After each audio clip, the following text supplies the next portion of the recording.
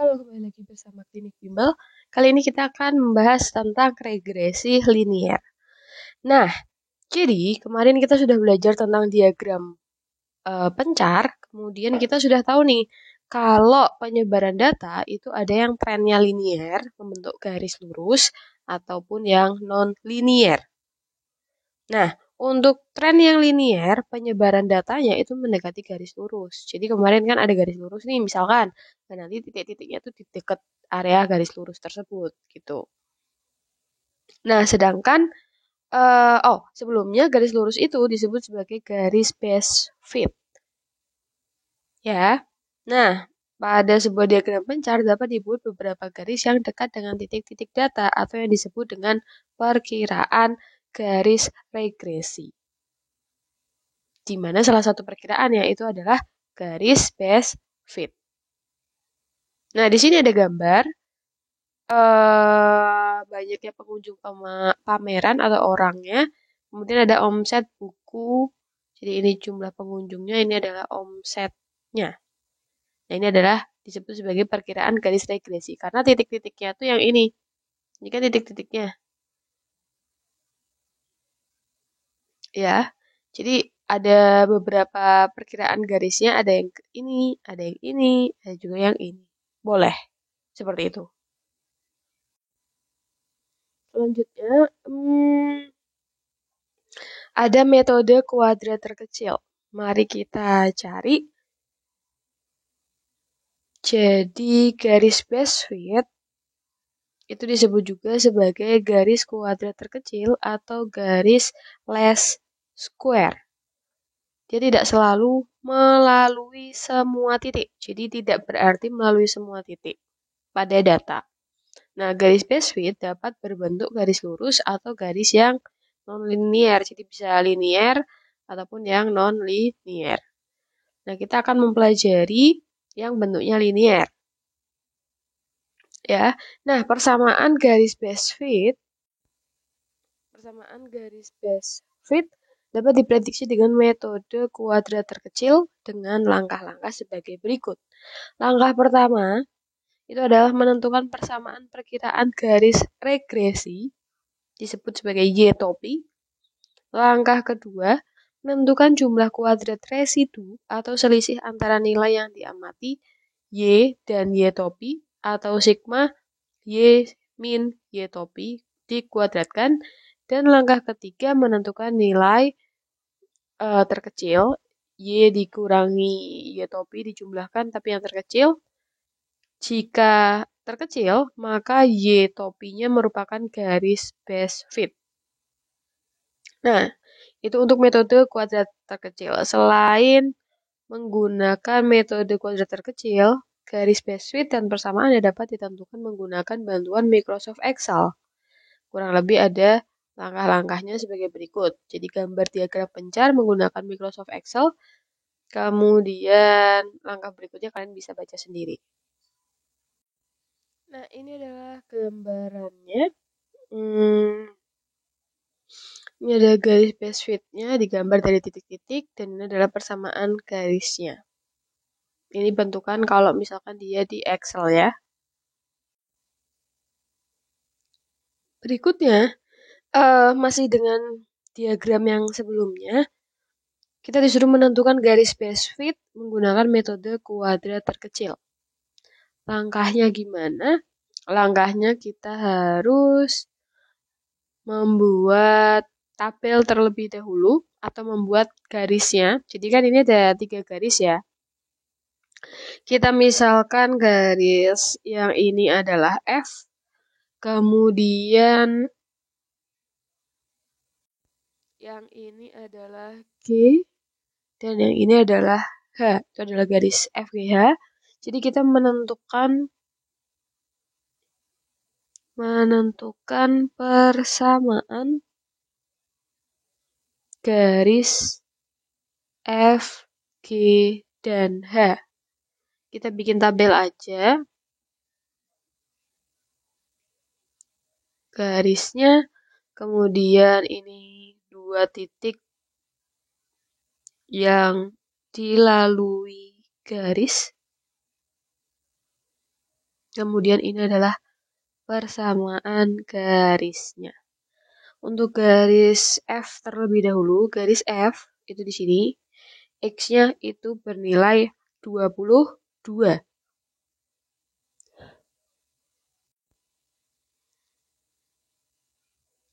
Karena ini ada 2 titik, jadi kita misalkan dulu titik A, ini adalah titik A-nya. Titik A-nya itu adalah berarti X-nya 22, Y-nya kita bisa ambil di sini, berarti 82.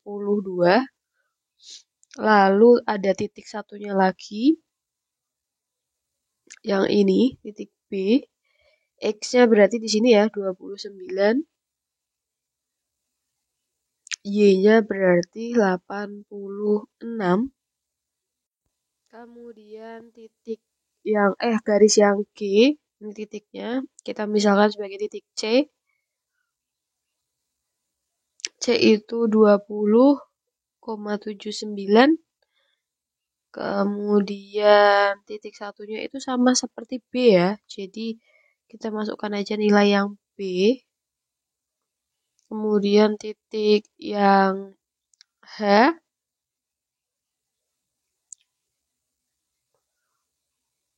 Atau kita bisa tulis ini titik D aja biar nggak bingung. Berarti ini kita ganti titik D.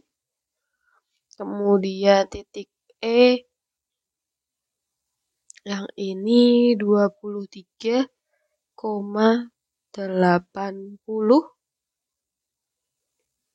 Kemudian ada titik F. Titik F-nya berarti 20.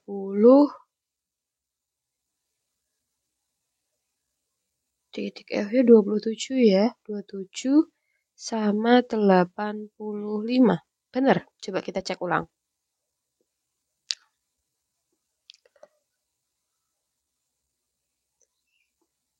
8 ini ya berarti ya 85. Oke. Selanjutnya kita kan mau mencari persamaan garis. Nah, kita tuh punya rumus. Jadi untuk mencari persamaan garis dari 2 titik, berarti melalui titik A, X1, Y1, dan titik B, X2, Y2, itu rumusnya adalah X min X2, X1 min X2, Y min Y2, Y1 min Y2. Kita bisa menggunakan rumus ini. Sehingga kita coba ya untuk titik yang F, garis yang F, itu berarti X min X2-nya, berarti ini kan X1, ini X2, ini, Y1, X2, Y2. Nah, X2-nya adalah 29, dibagi X1-nya adalah 22, min 29, sama dengan Y, min 86, per 82, min 86. X min 29, per min 7, Y min 86, per min 4. Kita coba kalikan silang. Min 4 kali X min 29, min 7, Y min 86. Maka kalikan ya, min 4X plus. Nah, kita mau hitung 29 kali 4. Berarti plus 116. Kemudian sama dengan kemudian min 7Y plus 7 kali 86. Sorry. Plus 602. Kalau sudah pindah ruas, min 7-nya jadi plus 7. 602 min 116 plus 4x. Lalu kita hitung 4x-nya tak taruh depan, plus 486 sama dengan 7y. Selanjutnya berarti y sama dengan 1/7 dikali 4x plus 486. Kita bisa tulis y topi dari garis F 1/7 4x plus 486. Selanjutnya kita cari untuk titik G, persamaan garis G, berarti X min 29,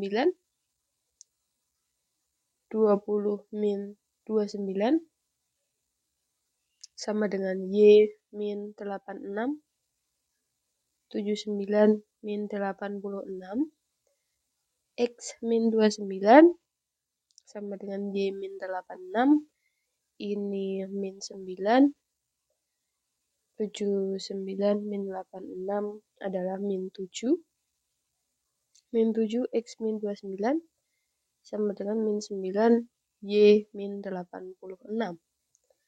Kalau sudah berarti ini min 7X plus 7 kali 29 adalah 203, min 9Y plus 86 kali 9, 774.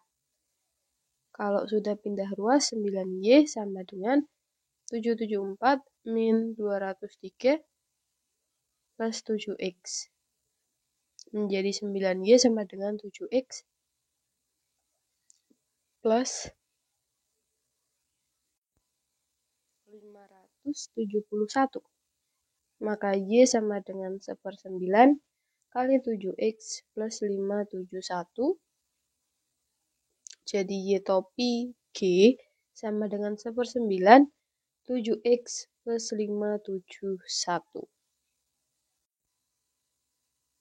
Lanjut untuk garis H, berarti X min 27 per 23 min 27 sama dengan Y min 85, 80 min 85. X min 27 per min 4, Y min 85 per min 5. Kali silang, X min 27 sama dengan min 4, Y min 85,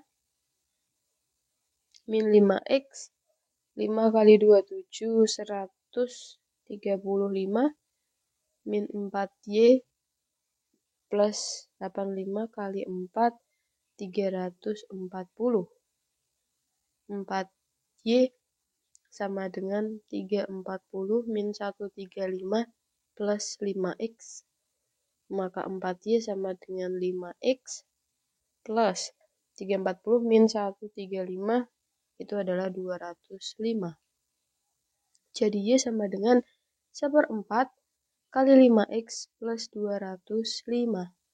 Atau Y topi H sama dengan 1/4 kali 5X plus 205. Selanjutnya kita akan menentukan sigma Y min Y topi dari masing-masing garis dikuadratkan. Nah, untuk memudahkan biasanya kita gunakan Excel ya, sebagai berikut.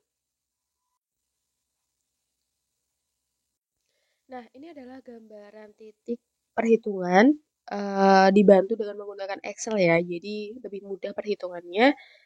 Ini ada XI sama YI, itu apa? Itu adalah koordinat dari titik-titik yang ada di sini. Contoh nih, nah ini kan titik nih, jadi nanti dilihat X-nya berapa, Y-nya berapa, lalu dimasukkan ke sini. Jadi ini adalah total titiknya. Kemudian ini adalah YF, persamaan YF tadi sudah kita dapatkan, dimasukkan X-nya kita ambil yang ini, kemudian nanti hasilnya 82. Setelah itu kita kurangi YI, yaitu 82, dikurangi dengan hasil YF-nya, ini hasilnya 0.